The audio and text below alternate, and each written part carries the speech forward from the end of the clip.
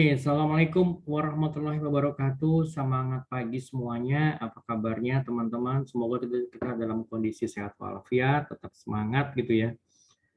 Untuk pertemuan ke-14 mata kuliah Strategic Management, kembali bersama dengan saya Irwin Sukrisna Sugeng di channel Lapak Dosen. Untuk pertemuan ke-14 kali ini kita akan membahas itu mengenai audit strategik ya. Audit strategik, kemudian juga kita bahas mengenai implementasi strategik dan juga evaluasi dan pengawasan gitu. Ada audit strategik, kemudian juga bagaimana detailnya kita akan juga ngebahas mengenai tahapan pelaksanaan pemeriksaan strategis atau audit secara umum. Jadi ada beberapa hal-halnya yang beberapa hal yang ada di situ. Kemudian juga kita akan membahas implementasi dari strategi untuk audit strategik ini. Kemudian juga mengorganisasi tindakan strategi, juga mengenai bagaimana kita menata para staf di organisasi atau di perusahaan, pengelolaan budaya perusahaan jadi corporate culture, juga kita akan membahas mengenai evaluasi dan juga pengendalian yang terdiri dari 3 unsur dasar. Kemudian juga kita membahas mengenai sistem informasi strategik, ya kan? Sistem strategik dan juga manajemen insentif strategik gitu ya. Kita langsung aja lihat kepada slide-nya. Saya share screen dulu.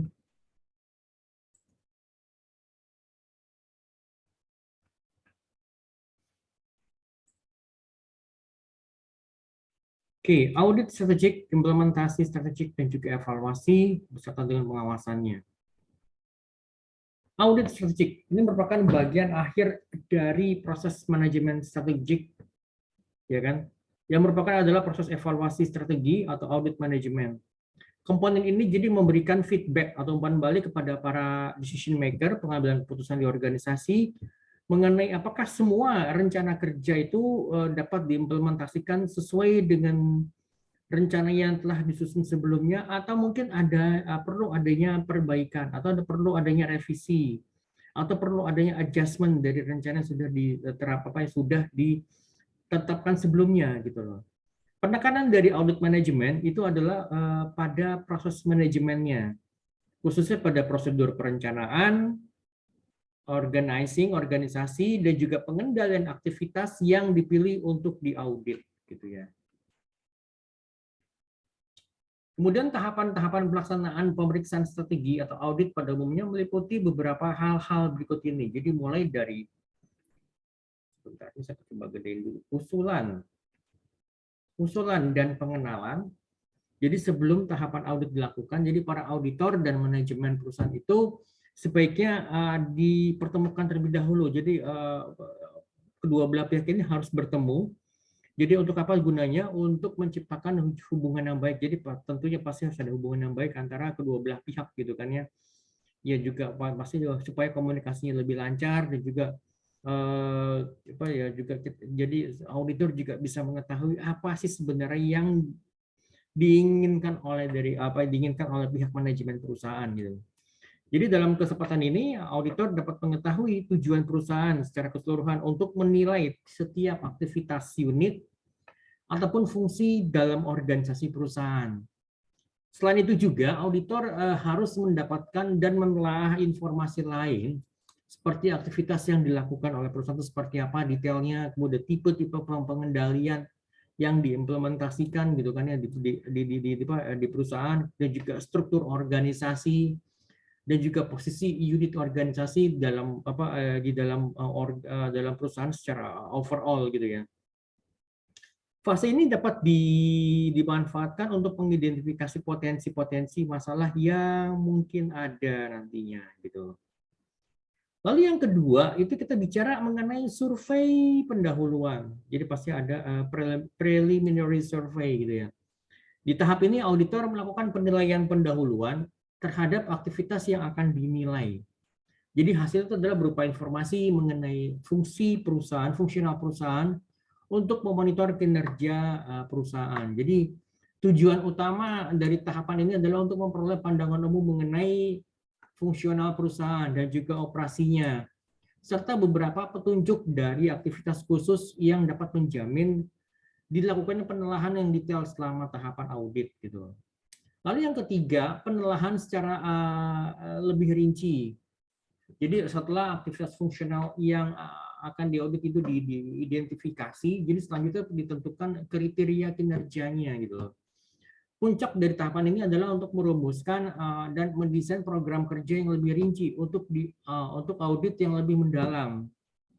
Program kerja tersebut termasuk menentukan teknik audit khusus yang akan dipakai. Kemudian next, pengujian secara mendetail.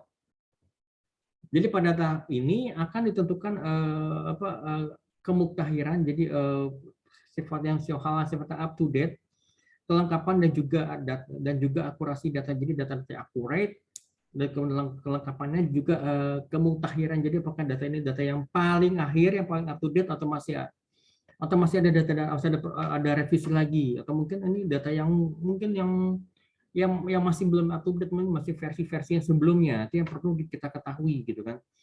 Jadi tujuan secara keseluruhan adalah mengidentifikasi area yang akan menjamin perhatian manajemen.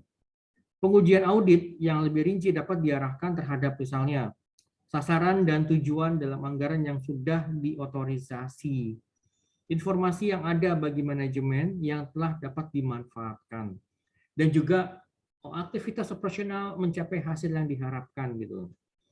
Lalu yang kelima, pengembangan dan penelaahan semua temuan audit. Jadi dalam menilai kinerja operasional, pertama-tama yang perlu dilakukan itu adalah mendefinisikan standar operasional atau kriteria penilaian. Auditor harus mempunyai cukup pengetahuan dan pengalaman mengenai aktivitas yang diaudit, agar audit itu dapat mengembangkan kriteria evaluasi yang memadai. Lalu yang keenam itu pelaporan. Jadi keberhasilan pemeriksaan manajemen itu bergantung pada mutu laporan yang dihasilkan. Ya kan? Laporan pemeriksaan manajemen itu adalah alat formal untuk memberitahukan manajemen puncak temuan auditor yang signifikan serta rekomendasinya. Masalah ataupun temuan yang tidak signifikan hendaknya tidak perlu dilaporkan. Apabila manajemen dapat diyakinkan untuk bertindak sesuai dengan rekomendasi yang telah diberikan, audit secara keseluruhan barulah akan bermanfaat.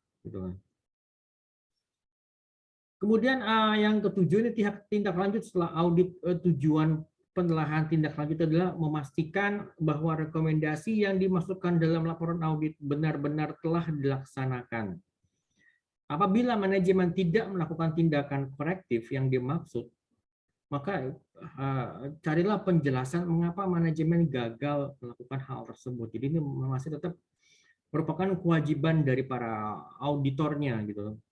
Nah, biasanya kalau tim audit ini atau tim auditor ini adalah pihak ketiga, jadi pihak yang berada di luar perusahaan, gitu kan. Ya, apabila memang ingin mendapatkan hasil yang benar-benar objektif ya. Jadi walaupun juga sebenarnya ada internal auditor, tetap aja masih tetap bisa dipengaruhi oleh beberapa pihak gitu kan. Tapi kalau eksternal auditor yang berasal dari luar pihak perusahaan itu mereka akan bisa sangat subjektif gitu kan. Akan bisa sangat objektif gitu. Oke, sekarang kita bicara mengenai implementasi strategi.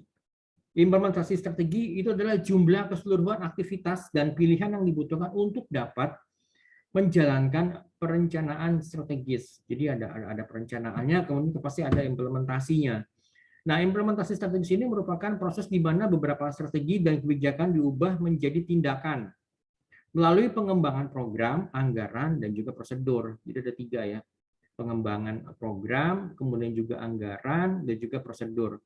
Walaupun implementasi biasanya baru dipertimbangkan setelah strategi dirumuskan, akan tetapi implementasi merupakan kunci sukses dari manajemen strategik gitu. Jadi walaupun kita tuh punya rencana yang sangat bagus gitu, rencana yang sangat sophisticated, detail, Tetapi kalau implementasinya itu kedodoran ya sayang banget. Justru malah kita adalah implementasinya, jadi kan implementasi untuk menjalankan perencanaan strategis, ya kan? Implementasi yang merupakan bagian dari proses di mana beberapa strategi itu dan kebijakan berubah menjadi tindakan. Jadi melalui apa? Melalui pengembangan, melalui program, anggaran, dan juga prosedur. Gitu. Oke, next. Kita lanjut mengorganisasi tindakan strategi.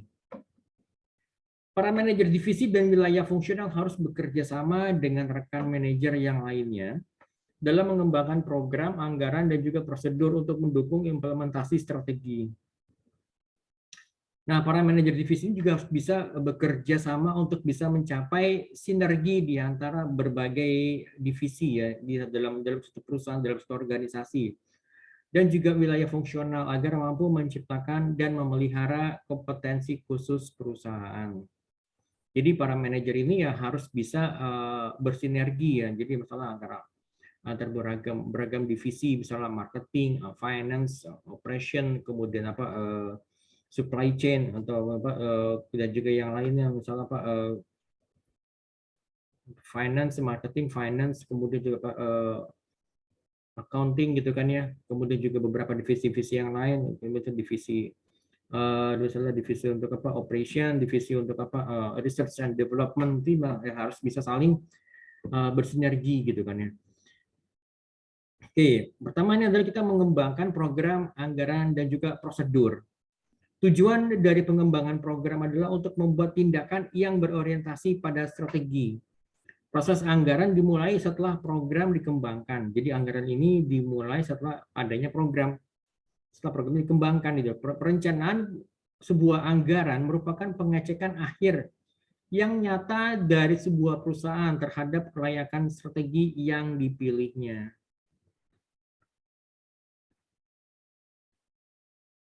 Oke, next. So, bagaimana kita bisa mencapai sinergi gitu kan? Akuisisi atau pengembangan dengan penambahan lini produk produk baterai dijadikan alasan untuk mendapatkan keunggulan dalam bidang fungsional tertentu dalam sebuah perusahaan. Jadi kalau menurut Igor Ansov nyatakan bahwa ada 4 jenis strategi yang seringkali mempengaruhi keberhasilan implementasi strategi. Pertama itu adalah sinergi pemasaran. Jadi sinergi pemasaran ini dapat tercipta melalui kerjasama antara distributor, salesperson-nya, dan juga pihak gudang atau penyimpanan. Misalnya sebuah lini produk yang lengkap dari beberapa produk yang terkait satu dengan lainnya dan dapat menciptakan sinergi yang meningkatkan produktivitas wiraniaga. Sinergi melalui program promosi bersama dapat melipat gandakan keuntungan ini dengan biaya yang relatif lebih kecil. Lalu yang kedua, sinergi operasional. Sinergi ini dapat diperoleh melalui penggunaan tenaga kerja dan juga fasilitas bersama, atau melalui pembelian kebutuhan operasional bersama dalam jumlah yang besar. Dalam hal ini berarti ada pembagian biaya overhead secara bersama-sama gitu. Lalu yang ketiga, sinergi investasi. Sinergi investasi dapat tercipta melalui penggunaan fasilitas produksi dalam pabrik secara bersama-sama. Pembelian persediaan bahan baku secara bersama-sama, penggunaan peralatan dan juga mesin-mesin pengolahan secara bersama dan juga beberapa yang lainnya. Kemudian juga sinergi manajemen. Manajemen yang berkompetensi merupakan suatu hal yang sifatnya mungkin bisa dibilang langka ya. Sehingga penambahan unit bisnis baru ataupun produk baru dapat meningkatkan keseluruhan kinerja gitu. Sebagai contoh misalnya gini. Pada saat ada sebuah perusahaan itu mengakuisisi perusahaan lainnya, pihak perusahaan yang mengakuisisi itu harus mengetahui benar SDM yang akan menduduki posisi kunci, posisi kunci, kemudian juga performance. Jadi bagaimana performance itu yang penting gitu kan ya. Lalu selanjutnya bagaimana kita bisa menata para staff ini kan. Penataan staf itu merupakan salah satu fungsi manajemen yang berkaitan dengan pertama, bagaimana kita bisa mengidentifikasi kebutuhan karyawan. Pastinya kalau kebutuhan karyawan antara satu divisi dengan divisi yang lain pasti akan berbeda gitu kan ya.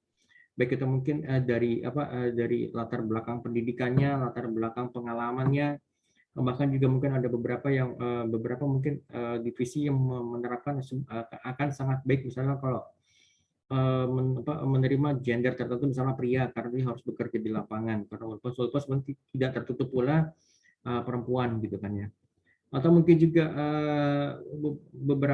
beberapa divisi misalnya kayak divisi finance yang memang banyak menerima misalnya perempuan karena apa, karena perempuan itu dianggap lebih teliti gitu kan ya. Kemudian juga pencarian misalnya pencarian karyawannya, pencarian calon karyawannya gitu kan. Kemudian juga seleksi karyawannya dari beberapa calon karyawan yang masuk yang sudah diwawancara pasti akan ada proses seleksinya kan ya, bagaimana dari sekian calon misalnya dari 3 calon yang ada kira-kira siapa yang terbaik. Nah, kemudian setelah diseleksi kemudian kita lakukan penempatan karyawan ini ditempatkan sesuai dengan sesuai dengan kebutuhan dari divisinya gitu kan. Dan juga pasti setelah itu ya harus ada yang namanya pelatihan dan pengembangan gitu kan, pembinaan gitu kan. Lalu ya setelah dia berada di posisi tertentu gitu kan, pasti ya akan sangat baik kalau perusahaan itu bisa mempromosikan karyawan tersebut gitu ya, kalau ke jenjang yang lebih tinggi gitu kan ya. Misalnya kalau ada karyawan atasannya mungkin naik ya, atasannya naik ke jenjang yang lebih tinggi lagi, ya yang menggantikan atasannya ini ya sebaiknya dari timnya itu gitu loh. Jadi benar-benar internal promotion gitu kan ya, jangan sampai nanti ambil orang dari luar ya kan, kasihan yang di bawahnya ini yang mungkin dia sudah kerja bertahun-tahun gitu kan ya, dia sudah kerja bertahun-tahun ya, dia sudah tahu juga mengenai kondisi perusahaan, budaya perusahaan, dia bahkan juga mungkin dia mengharapkan untuk bisa naik ke jenjang yang lebih tinggi, tetapi sayangnya perekrutannya dalam promosi dari pihak luar gitu loh. Pastinya juga yang ketujuh adalah penilaian prestasi. Misal penilaian prestasi seperti kayak bulan-bulan sekarang ini, bulan Desember, November, Desember gitu kan ya. Dinilai ini performance selama setahun terakhir ini bagaimana gitu kan ya.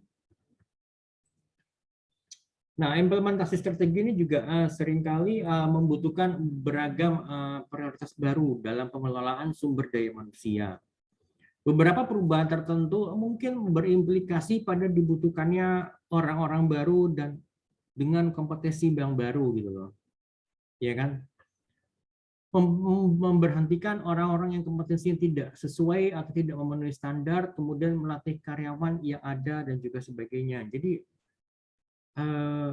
seperti lagi dengan perkembangan seperti sekarang ini ya, ya kan perkembangan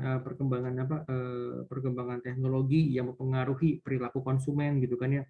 Kemudian juga ada yang disrupsi baik itu dari disrupsi teknologi, disrupsi teknologi itu digital, disrupsi milenial dan juga disrupsi pandemi yang itu sangat mempengaruhi kinerja perusahaan gitu kan ya.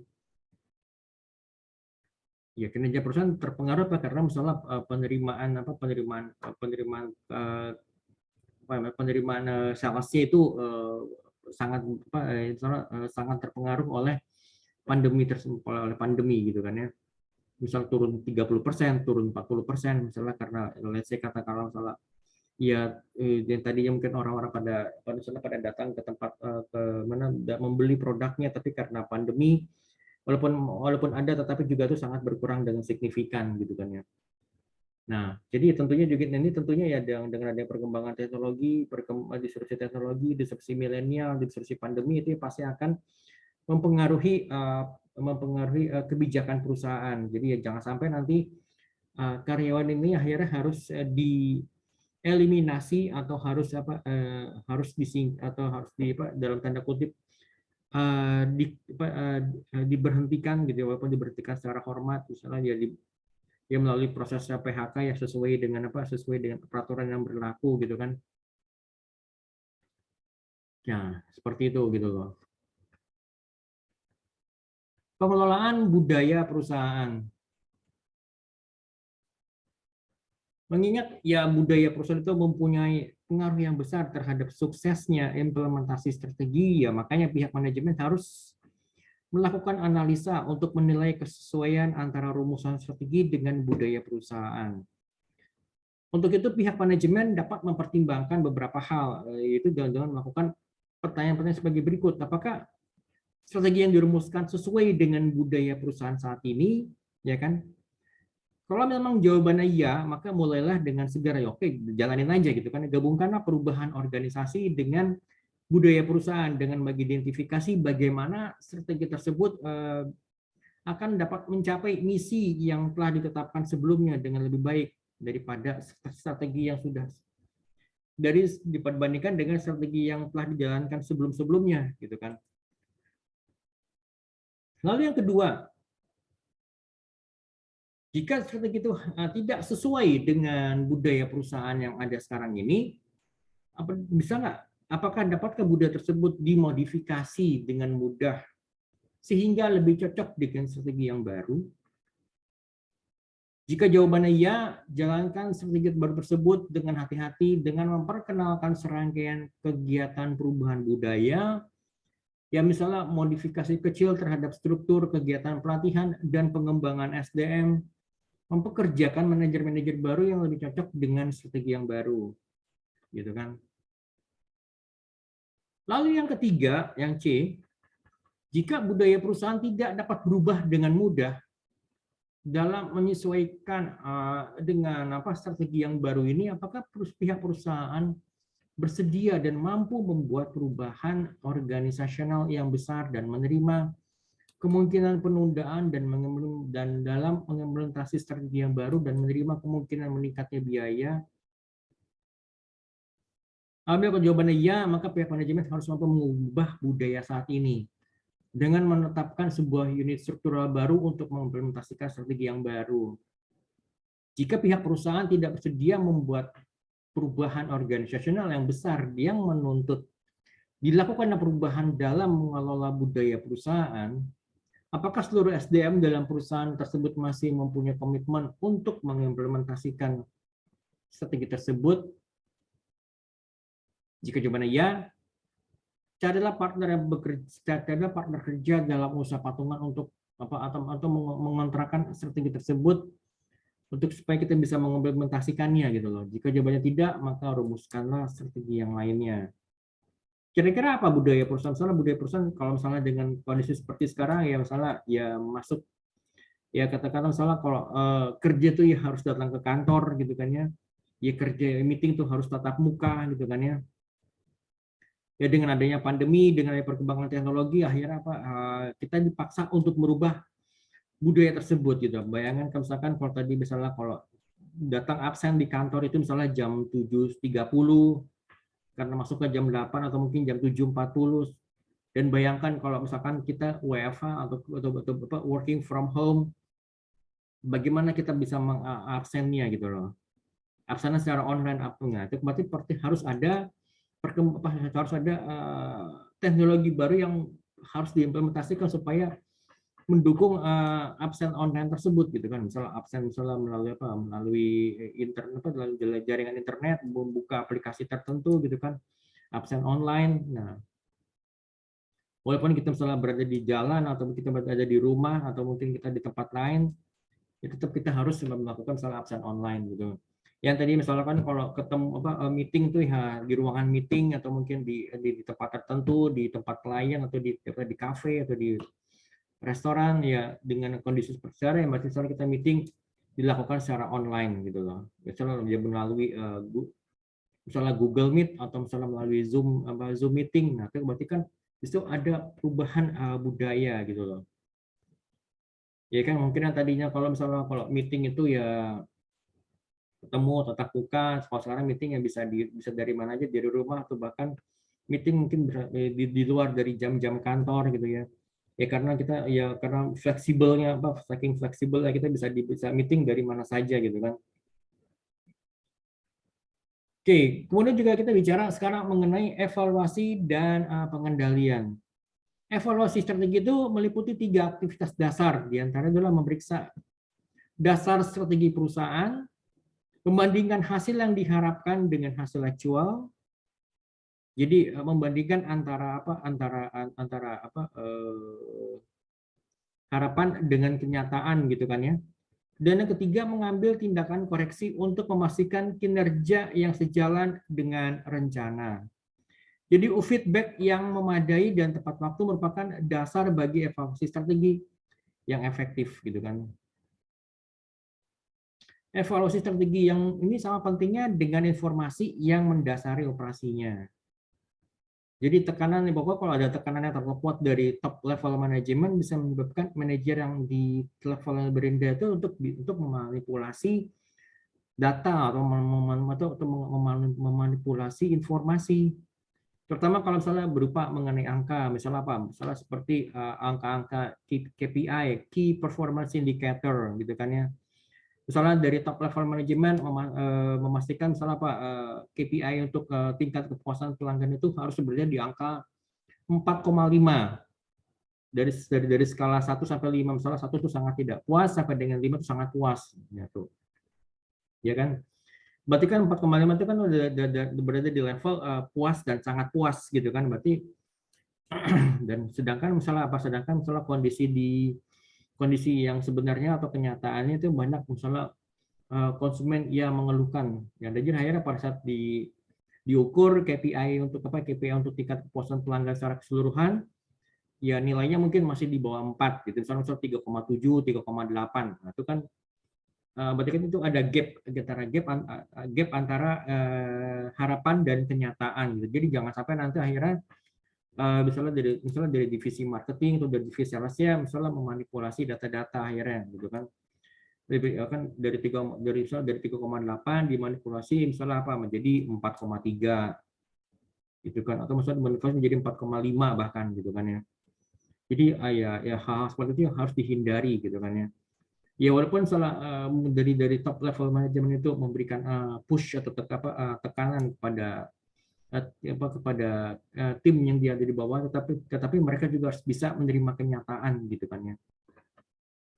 Ya mereka juga harus, ya top level manajemen juga harus bisa melihat bahwa tim di bawahnya itu ya jadi tim di bawah itu mereka sudah benar-benar bekerja keras untuk bisa mewujudkan KPI untuk tingkat kepuasan pelanggan itu yang berada di angka 4,5, tetapi ya mungkin dengan ya mereka juga harus melihat dengan kondisi seperti ya kondisi saat ini gitu kan ya, kondisi pandemi, kemudian juga dengan jumlah karyawan yang mungkin berkurang ya, jumlah karyawan berkurang karena efisiensi atau mungkin juga karena banyak dari mereka mungkin yang mengajukan pensiun dini ya, akhirnya dari karyawan yang melayani konsumen itu ya jumlahnya semakin sedikit, kalaupun juga ditambahkan dari karyawan baru atau mungkin karyawan dari tempat lain tapi mereka belum memiliki pengalaman yang mumpuni, akhirnya konsumen ini nih teriak alias komplain gitu kan ya.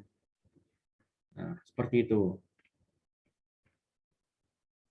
Jadi ada 4 jenis dasar pengendalian strategi. Di antaranya adalah yang pertama, pengendalian premis, yang kedua adalah pengamatan strategi usaha manajemen, kemudian pengendalian berupa peringatan khusus, ya kan?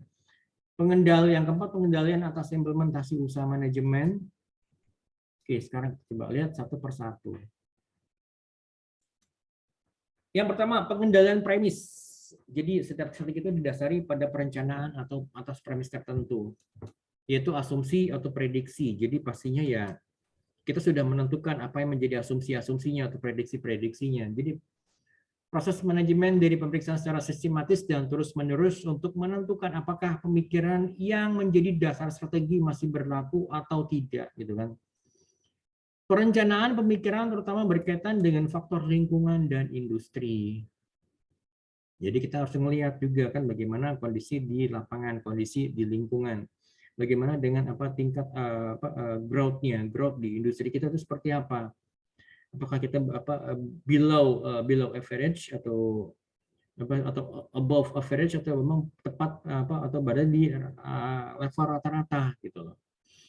Lalu yang kedua, pengamatan strategi usaha manajemen untuk memantau secara luas beragam peristiwa di dalam dan lebih sering juga di luar perusahaan yang mungkin seringkali mempengaruhi pelaksanaan strategi di masa yang akan datang. Gitu. Oke, yang ketiga, pengendalian berupa peringatan khusus tindakan-tindakan manajemen yang dilakukan secara teliti dan umumnya juga sangat cepat gitu ya.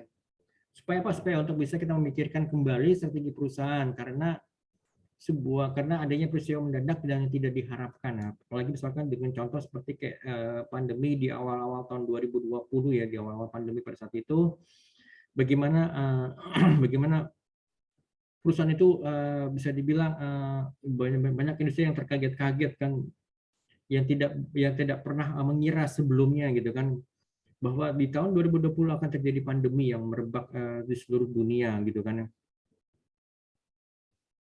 Oke, kemudian di nomor 4, pengendalian atas implementasi usaha manajemen yang dirancang untuk menilai apakah keseluruhan strategi harus dirubah dengan mempertimbangkan hasil-hasil yang berkaitan dengan tindakan-tindakan tambahan dalam keseluruhan strategi.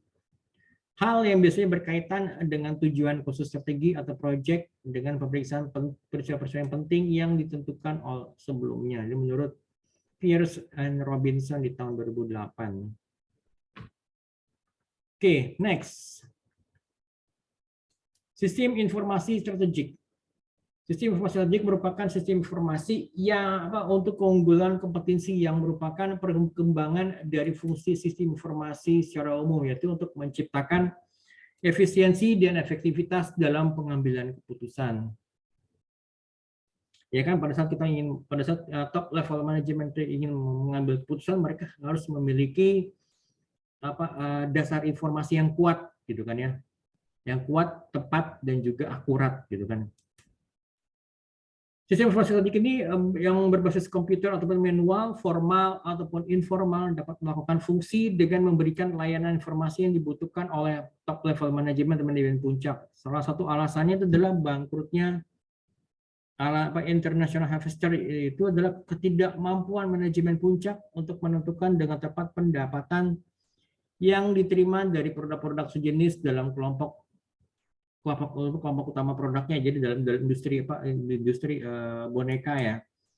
Sebaliknya, salah satu kunci sukses dari Toys R Us itu adalah kemampuan pihak manajemen untuk menggunakan kecanggihan sistem informasi perusahaan untuk mengontrol keputusan perusahaan. Jadi berbeda dengan Toys R Us. Jadi perusahaan ini dapat memanfaatkan kecanggihan information system yang digunakan misalnya untuk apa, supaya top level manajemen itu bisa mengambil keputusan dengan cepat dan tepat gitu kan ya. Oke, next. Kecil ya tulisannya, sebentar saya pergi dulu. Beberapa penerapan sistem informasi strategik di antara adalah model tekanan potensi, model kekuatan tawar-menawar dan auto bargaining dan juga efisiensi kompetensi, model dari value chain antara rantai nilai, yang keempat adalah 5 tahapan Porter dan Miller, yang kelima itu adalah model Keane, kemudian adalah model rekayasa ulang, jadi rekayasa ulang untuk proses di internal ataupun eksternal, kemudian juga model manfaat dan juga model siklus sumber daya konsumen. Kemudian di sini kita bahas lagi adalah untuk manajemen insentif strategik. Di sini banyak perusahaan yang mengembangkan berbagai jenis insentif bagi para eksekutifnya, mulai dari pemberian saham sampai kepada bonus, ya. Karena tapi terdapat adanya kecenderungan dalam pembayaran kompensasi di eksekutif di Amerika itu pada evaluasi dan penghargaan jangka panjang gitu ya. Jadi misalnya jangka panjang, misalnya ya katakanlah misalnya eksekutif mungkin yang sudah yang sudah lama kerja di kantor di perusahaan, mereka mendapatkan insentif tertentu gitu kan ya. Oke. Ada 3 pendekatan ini, jadi didesain untuk membantu mendapatkan kesesuaian antara pengukuran penghargaan yang diberikan dengan sasaran strategi yang jelas dan kerangka waktu yang tepat sebagai berikut. Jadi metode faktor tertimbang. Kemudian juga metode evaluasi jangka panjang, metode dana strategis, gitu kan ya. Oke, kita lihat satu persatu. Metode faktor tertimbang. Metode ini sangat sesuai, khususnya pada pengukuran dan pemberian penghargaan terhadap kinerja para manajer puncak untuk unit bisnis strategik dan juga unit bisnis tingkat kelompok eksekutif ketika faktor kinerjanya itu yang diukur dan kepentingan tiap faktor itu berbeda dari satu bisnis unit dengan bisnis unit yang lainnya. Lalu yang kedua, metode evaluasi jangka panjang. Metode ini memberikan kompensasi kepada para manajer untuk sebagai upaya mereka untuk mencapai sasaran yang sudah ditetapkan sebelumnya untuk untuk satu periode tertentu gitu loh. Yang ketiga, metode dana strategis. Jadi metode ini mendorong para eksekutif untuk memperhatikan biaya pengembangan yang berbeda dengan biaya operasi saat ini. Oke, demikian penjelasan dari saya untuk pertemuan ke-14 kali ini. Kalau misalkan dari teman-teman ada yang mau ditanyakan atau ada didiskusikan, silakan japri ke saya atau mungkin bisa juga diungkapkan di grup, silakan. Sekian dari saya, teman-teman. Terima kasih banyak. Assalamualaikum warahmatullahi wabarakatuh.